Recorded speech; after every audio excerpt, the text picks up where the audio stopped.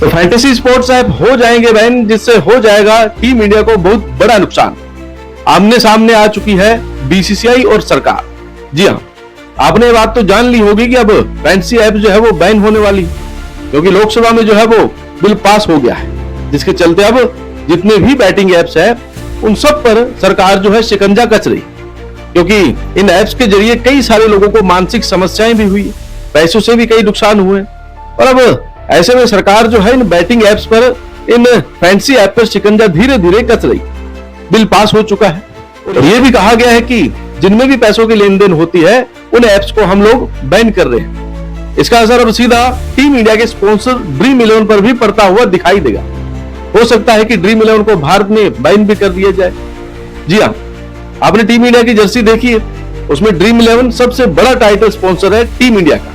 और अगर fantasy app ban होती है जिसमें ड्रीम 11 भी है, तरह तरह की कई सारी ऐप्स है जिसपे आप अपनी टीम बनाते हैं और कुछ पाते हैं और कुछ खोते हैं। तो ऐसे में अगर फैंटेसी ऐप अगर बैन हो जाती है तो टीम इंडिया के पास टाइटल स्पॉन्सर नहीं होगा और टीम इंडिया को हो जाएगा बहुत बड़ा नुकसान। टीम इंडिया की जर्सी पर बहुत बड़ा ड्रीम 11 लिखा है जो उसका टाइटल स्पॉन्सर, लेकिन अगर ऐप्स बैन होती है तो फिर कॉन्ट्रैक्ट भी कहीं ना कहीं खत्म हो सकता है ड्रीम 11 और टीम इंडिया का।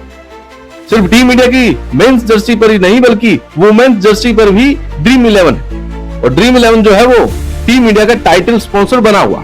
लेकिन अब लोकसभा में promotion regulation of online gaming bill pass होने के बाद सबके मन में यह सवाल है कि क्या टीम इंडिया का जो ड्रीम 11 है टाइटल स्पॉन्सर वो बैन हो जाएगा। तो ऐसा हो भी सकता है क्योंकि कई सारे फैसले लिए गए हैं, क्योंकि सरकार ये कह रही है कि मानसिक रूप से, आर्थिक रूप से लोगों को परेशानी हो रही, लोग जो है अपनी जान गंवा देते हैं। तो ऐसे में इन ऐप को बैन कर दिया जाए जहां में पैसों की लेन देन होती। इसके अलावा ई स्पोर्ट जो है वो सरकार बढ़ावा दे रही। वही अब जो सवाल सबके मन में है कि क्या ड्रीम 11 बैन होगा तो टीम इंडिया के पास स्पॉन्सर होगा या नहीं। दरअसल ड्रीम 11 ऐप पर भी पैसे लगाकर क्रिकेट की टीम बनाई जाती। आप लोगों ने बहुत सारी टीम बनाई होगी अगर आप क्रिकेट के शौकीन। अब इससे लोगों को ज्यादा पैसे कमाने का मौका भी मिलता है, लेकिन आप ज्यादा पैसे गवा भी देते हैं। ड्रीम 11 सट्टेबाजी को प्रमोट करता है, ये कहा जा रहा है। ऐसे में अब ड्रीम 11 पर बैन लगता हुआ दिखाई दे रहा है और अगर ऐसा होता है तो टीम इंडिया का टाइटल स्पॉन्सर जो है वो चला जाएगा। साल 2023 में ड्रीम 11 भारतीय टीम के स्पॉन्सर बनी थी और इसके अलावा पूर्व कप्तान MS धोनी इसके ब्रांड एम्बेसडर, वहीं रोहित शर्मा, हार्दिक पांड्या और KL राहुल जैसे क्रिकेटर भी इससे जुड़े हुए। तो ये कोई छोटी मोटी ऐप तो है नहीं। ड्रीम 11 सब जानते हैं, जो भी क्रिकेट के शौकीन है वो कभी ना कभी एक बार तो अपनी आप टीम बनाते होंगे, चाहे वो 50 रुपए खर्चते होंगे या आप उसमें 100 रुपए खर्चते होंगे। लेकिन अगर ऐप बैन हो जाएगी तो आप टीम नहीं बना पाएंगे, तो टीम इंडिया के पास भी टाइटल स्पॉन्सर नहीं रह जाएगा और ऐसे में उन्हें वहां से नाम हटाना पड़ सकता है या फिर बीसीसीआई सरकार से बात करेगी कि आप बैन कर रहे हैं लेकिन आप टाइटल स्पॉन्सर ना हटाइए, क्योंकि पैसे देकर इन्होंने ये पोजीशन हासिल की है। दरअसल ड्रीम 11 भारतीय टीम का अब मुख्य प्रायोजक है और 3 साल के लिए, जो कि 1 जुलाई 2023 से शुरू हुआ था।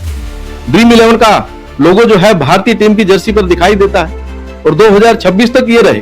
जैसे मैंने आपको बताया, ड्रीम 11 ने बायजूस की जगह ली थी जो पहले टाइटल स्पॉन्सर था। ड्रीम 11 ने 358 करोड़ में ये टाइटल हासिल किए थे।